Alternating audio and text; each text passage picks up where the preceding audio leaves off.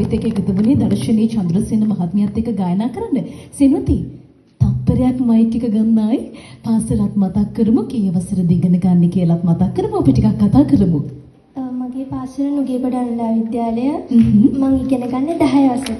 මම කිව්වා හරිනේ 9 පන්තියට ළඟයි කියලා මම දැක්ක ගමන් කිව්වා. ගායනයේ එහෙම ඉගෙන ගත්තේ කොහොමද මගේ පුතේ? ගායනයේ ඉස්කෝලෙන් තමයි. ඉස්කෝලේ මියුසික් ටීචර්ස්ලා එහෙම ගොඩක් උදව් කරනවා මේ වගේ වැඩවලට. වැඩිදුර අධ්‍යාපනයේට චන්ද්‍රසේන මාස්ටර්ගේ මේ සංගීතායතනයේ තාම පවත්වාගෙන යන්නත් පුළුවන් මගේ දුවට වුණා. හොඳයි මගේ පුතේ මේ ඔබට තිලිනයක් තියෙනවා. නම මොකක්ද කිව්වේ දරුවගේ? සෙනුති. සෙනුති සෙහන්සා. උඹ ළමයිගේ නම වැඩි කියන්න යන්නේ නැහැ.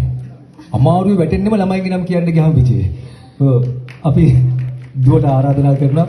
මොකද සමහරවල් නම් තියෙනවා තෙමුනේ මෙතෙන්දී. වේලුනේ අතෙන්දී. එහෙම නම් තියෙන සමහර වෙලාවට මේ දරුවන්ගේ නම් ගන්නවා. තව මම දැක්ක ළමෙක් හිටියා කාස්ටක කියලා. තව ළමෙක් හිටියා